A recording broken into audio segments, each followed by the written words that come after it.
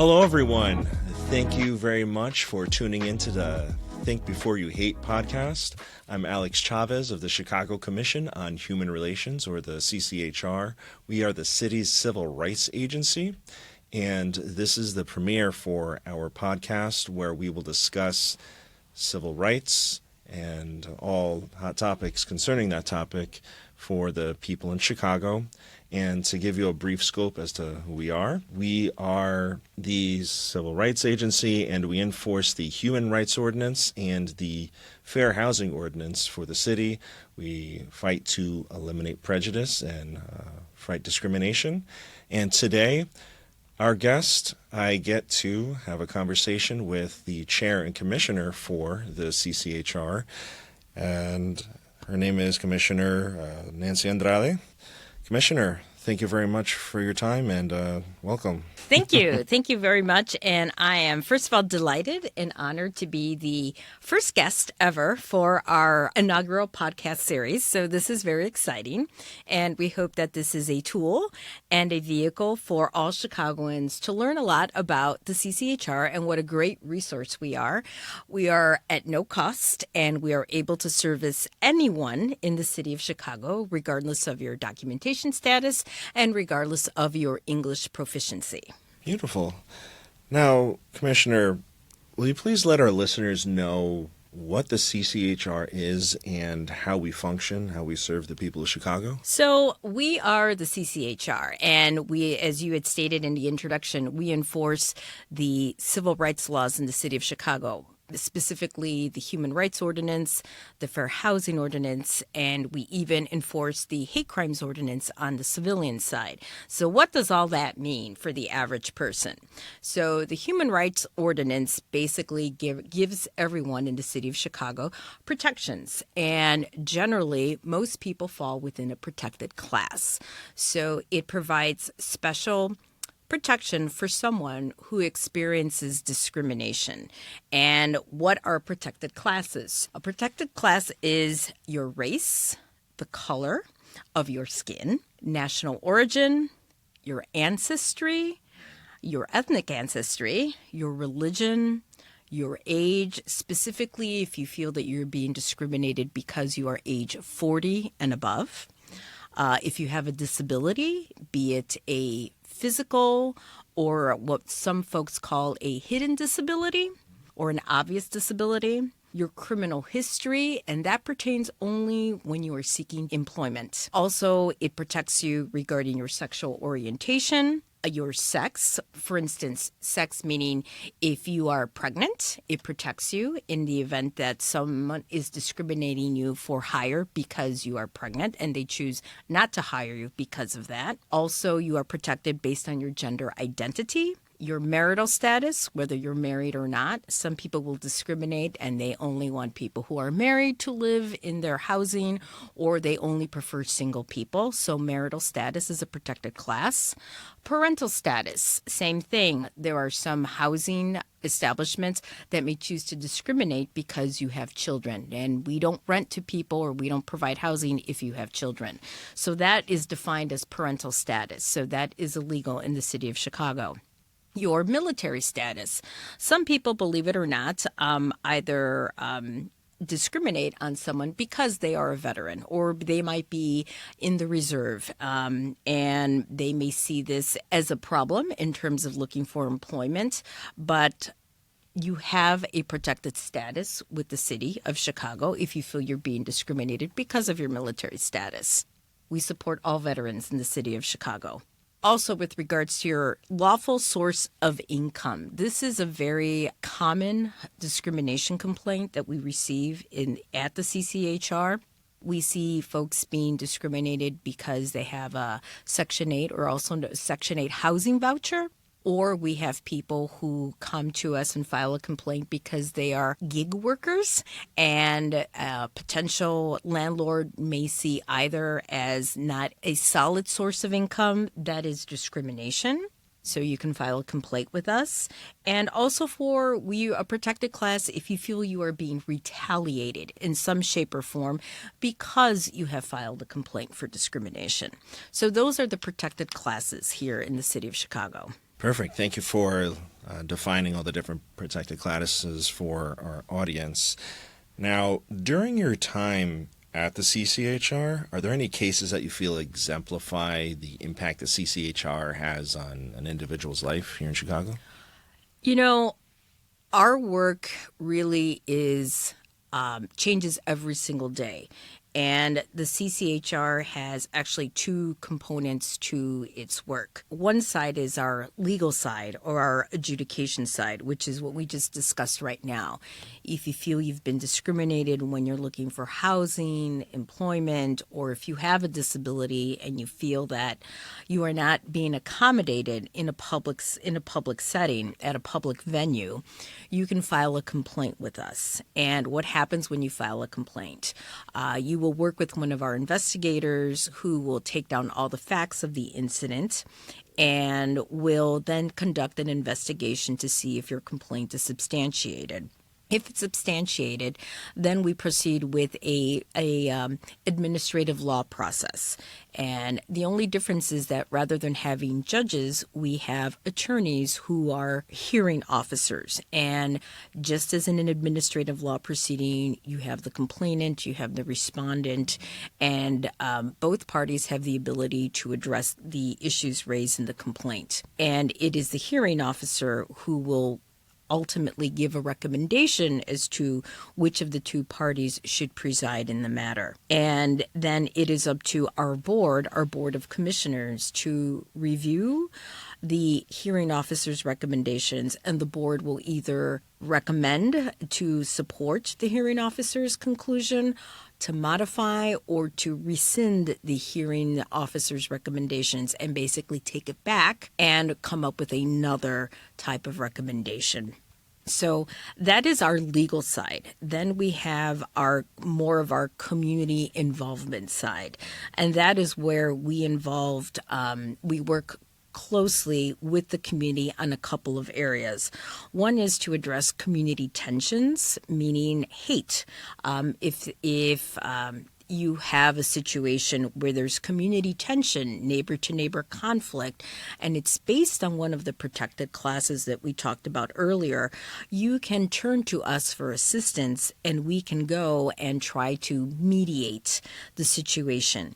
We have our staff in the intergroup relations unit. They're trained, they're certified mediation, conflict resolution specialists, and it can be as simple as two neighbors not getting along, and not getting along based on a protected class. So if one neighbor is being very hateful towards another neighbor because of the neighbor's religious beliefs, their sexual orientation, or even their race or their national origin, that is something where we can come in and talk to both neighbors to try to address the situation. The only caveat is that both neighbors need to be willing to work with us, because if only one neighbor wants to work with us, we really can't do much of a mediation. We need both parties to voluntarily come together. And we have seen issues raising from one neighbor does not allow the other neighbor to build a brand new fence in their backyard because they do not want that person who has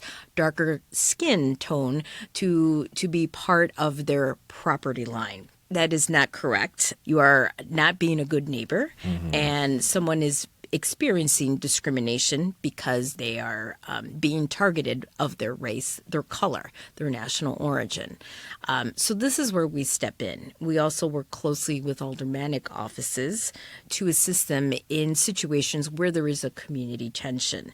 And our last part is hate crimes. So we are the only city agency by ordinance that works on the civilian side with the Civil Rights Unit of the Chicago Police Department.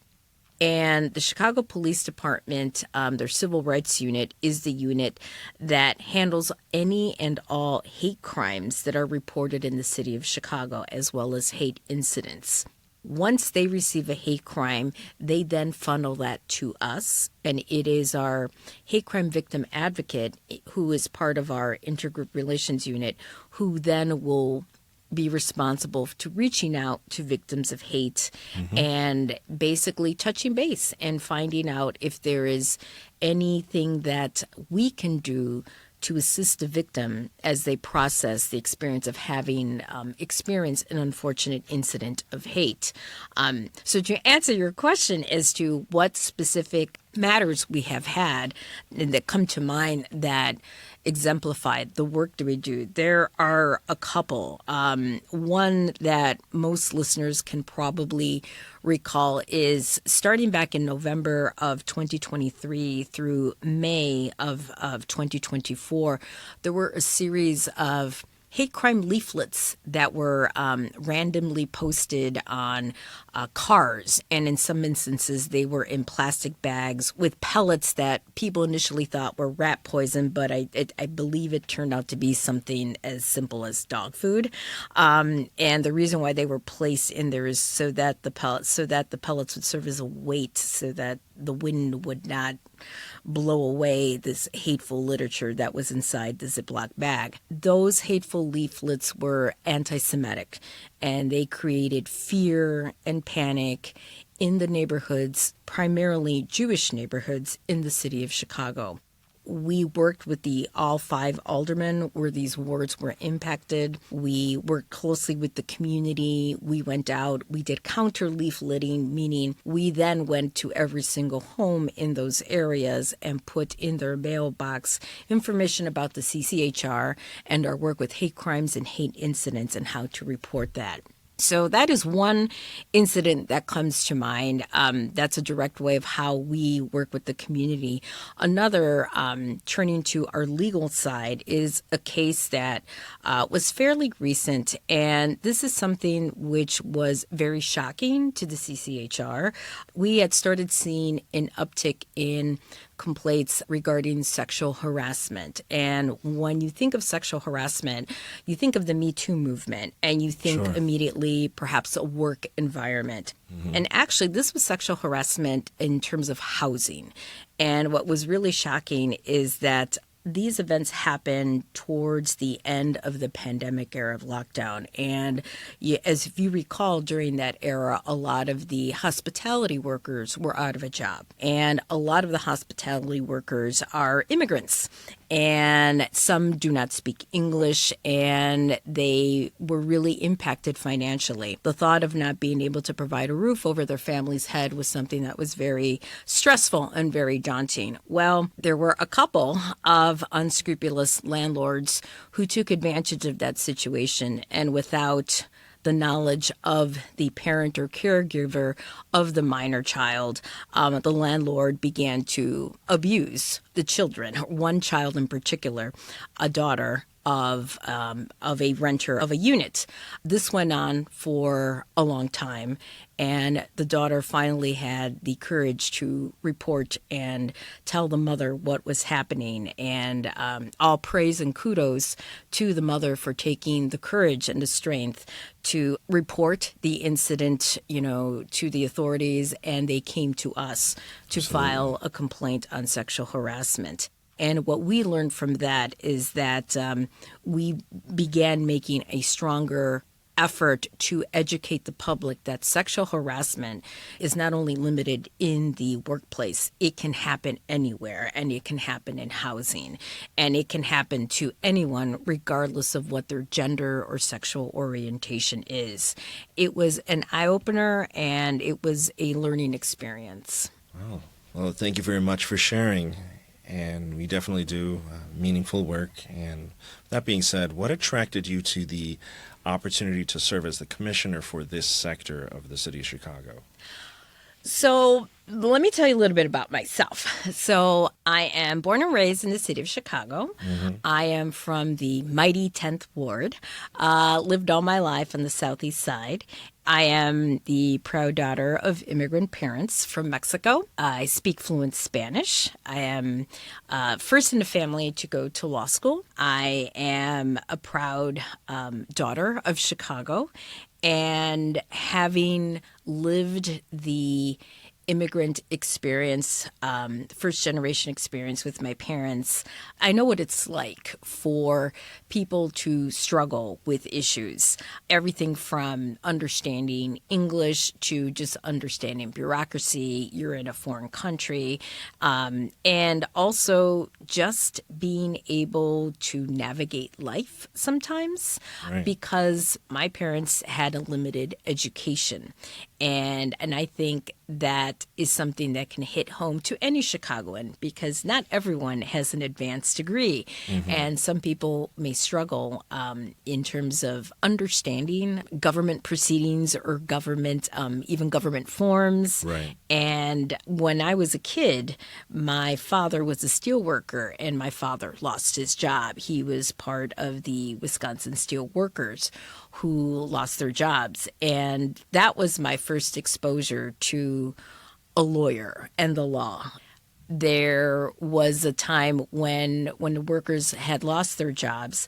They were all part of the union, and they would assemble on a weekly basis in a dark, smoky union hall and really trying to decide what is it that they can do, because they had to fight for their benefits that they were entitled to but were taken away because from one day to the next the steel mill closed. So as you can imagine, at that time, that impacted an entire community. It impacted the southeast side, the greater South Shore area, up until like the Auburn Gresham area, because there were so many steel workers from the African American communities, the Spanish speaking communities, the Polish and the Eastern European communities. There were a lot of Croatians and Serbians. They all worked at the mill, and it had a devastating impact. There was a lot of cases of alcoholism, a lot of cases of people losing their homes because they weren't able to make mortgage payments or rent payments. And it was a very difficult time at that time. So the steel workers formed an organization. It was called the Save Our Jobs. And they knew that they needed to file some sort of a legal action. So between the wives and the significant others of all the displaced steel mill workers, they would have taco sales, bake sales, donut sales to raise money to hire an attorney. Right. And finally, enough money was raised to hire an attorney, and the attorney was able to file a class action lawsuit against the steel mill owner. So to me, that was the experience, living it. The fear, the panic, the uncertainty. And I was 12 years old at the time. And so, but seeing that there was this person called an attorney who was going to help not only my father, but all the other men who had lost their jobs from the steel mill. So that is what it sparked in me, the desire to be that person who can help others who are in a dire situation. And so this position at the CCHR does exactly that. We are here to provide a legal remedy for people who may be fearing and facing one of their darkest moments in their life. And there is no fear, there should be no fear, and there should definitely be no shame in coming out and being brave to file a complaint about discrimination. One thing that I do want to make clear is that with the incoming administration, there is a sense of urgency for the undocumented and the migrant community to really begin thinking about their future. And I say this cautiously because there is a huge sense of panic and fear right now in that community. And we want to make sure that that community is aware of the fact that despite their current immigration status, they can still file a complaint with us. There is talk that hate crimes will be on the rise under the new federal administration. That could be true, but my gut is telling me that a hate crime is a crime.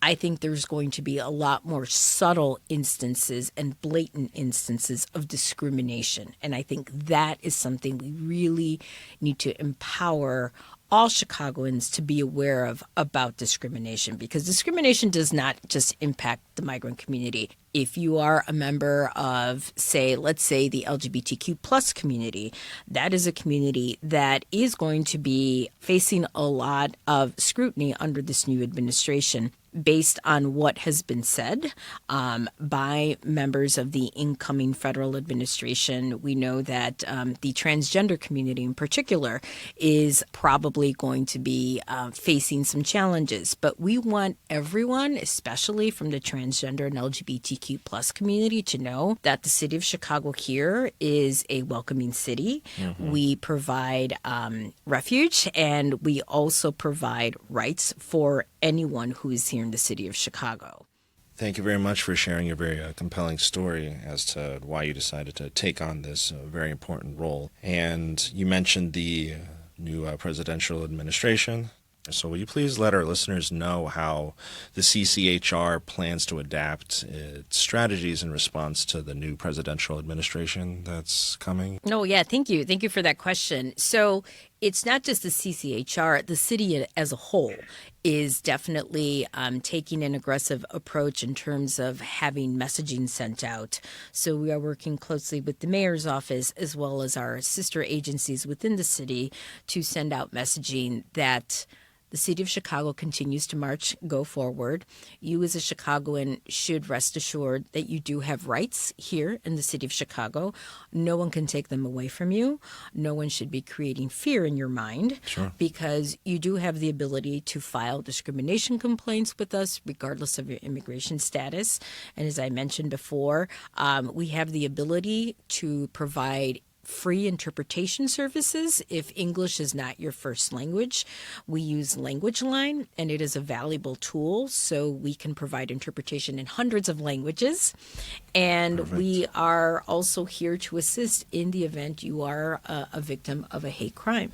Perfect. Lastly, as we wrap up our conversation, I want to ask you this one question. In your opinion, what can our listeners do in their everyday lives to combat hate and discrimination? Not to sound corny, but let's be kind. Let's be kind. Kindness. Treat people the way you want to be treated. Of course. It goes a long way. I don't think that's corny at all. That's the simple rule that we were all taught as children, the golden rule. Treat others as you want to be treated. And I'd say that just about wraps up our conversation, our segment.